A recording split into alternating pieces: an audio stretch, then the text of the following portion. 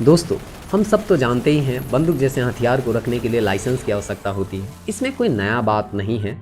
पर क्या आपने यह सुना है कि तीर धनुष रखने के लिए भी लाइसेंस लेना पड़ता है? तो लीजिए, आज सुन लीजिए। आज़ाद भारत में झारखंड एक ऐसा राज्य हुआ जिसमें तीर धनुष रखने के लिए लाइसेंस लेना पड़ता था, अर्थात तीर धनुष रखना बिना अनुमति के बैन था। हम लोग और सरकार सभी जानते थे तीर धनुष जो केवल जनजातियों के लिए ही नहीं बल्कि सदानों के लिए भी सामाजिक और सांस्कृतिक रूप से महत्वपूर्ण है, फिर भी इसे बैन किया गया। क्या आप ये सोच सकते हैं कि एक भारतीय सैनिक गंगाराम कांडोलिया, जो 1965 में भारत पाकिस्तान युद्ध में भाग लेकर अपने पराक्रम के लिए राष्ट्रपति द्वारा पुरस्कृत किया गया, उसे 1982 में राइफल की नोक से पुलिस द्वारा घोंप घोंप कर खुलेआम मार डाला गया, बस इसलिए क्योंकि उन्होंने झारखंडियों के लिए आवाज उठाया। यही नहीं, एक अन्य भारतीय सेना का जवान बीदरनाग भी झारखंडियों की आवाज उठाने के लिए पुलिस द्वारा जीप के पीछे बांधकर घसीटा गया और बीदरनाग पानी पानी चिल्लाते रहे, पर कोई उसे बचा नहीं सका और उन्हें भी इसके लिए अपनी शहादत देनी पड़ी।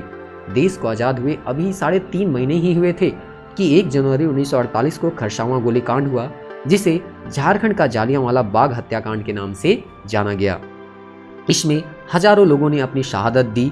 इसी दौरान साधुचरण बेरुआ को भी गोली लगी, जो उनके शरीर से 54 साल 7 महीने 12 दिन बाद बाहर निकाला गया। यह एक अविश्वसनीय घटना है, पर 100% सत्य भी है।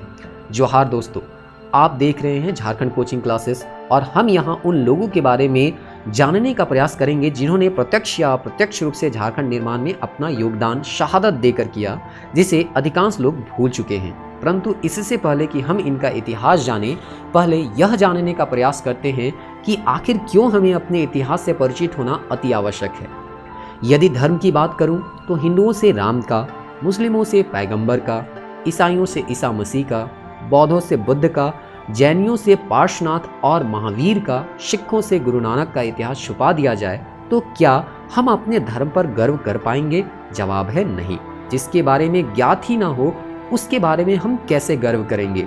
यही बात एक राष्ट्र या एक राज्य पर भी लागू होती है। हमें अपने भारत देश पर गर्व है। क्यों?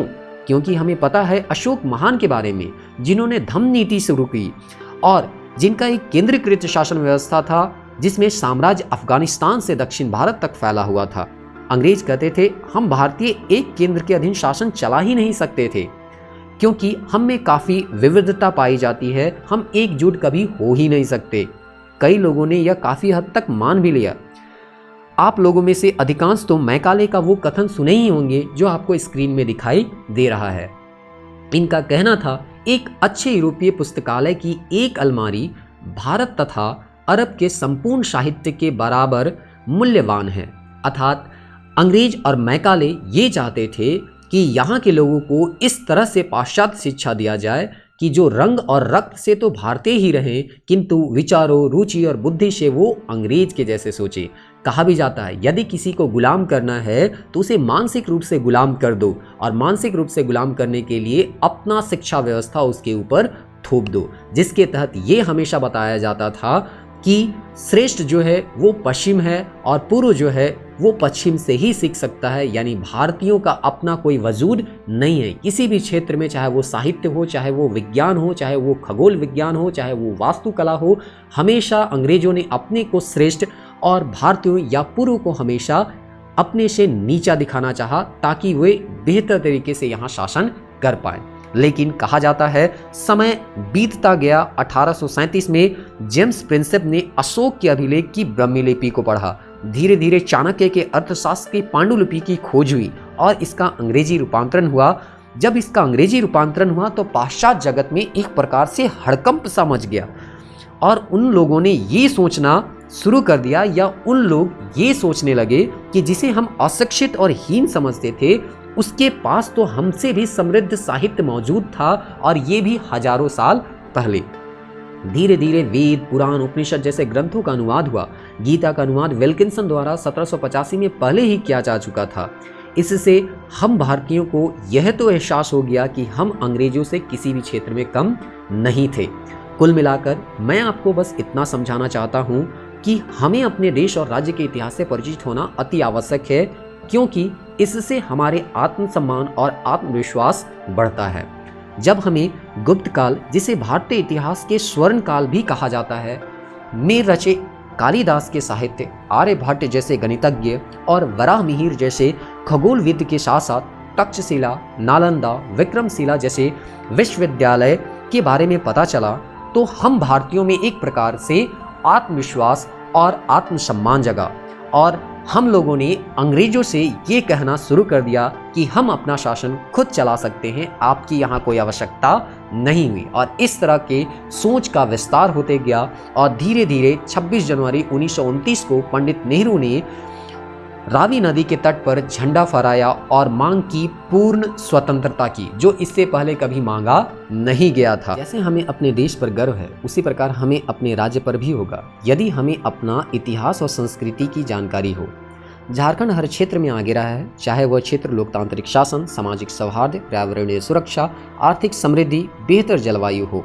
लोकतांत्रिक शासन की बात करें तो मदरा मुंडा का एग्जाम्पल मिलता है। मदरा मुंडा ने अपने पुत्र को राजपाट ना देकर गोद लिए हुए पुत्र फनी मुकुट राय, जो कि एक गैर जनजाति था, उसे दे दिया गया और इस तरह से मुंडा राजवंश समाप्त होकर नाग वंश का शुरुआत होता है, जो कि एक गैर जनजातीय राजवंश था।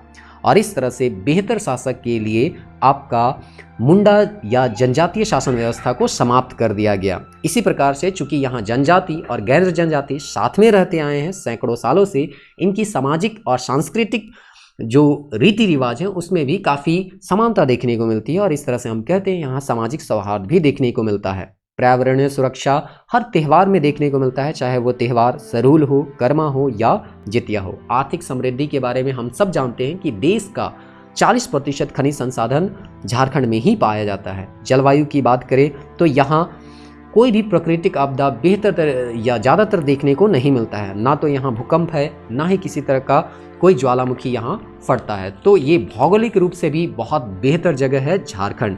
यहाँ पे वन प्रदेश है जो कि पर्यावरण के लिए काफ़ी अनुकूल है।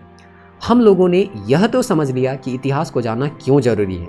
अब हम आप लोगों को इस इतिहास के कुछ पहलुओं से परिचय कराने जा रहे हैं।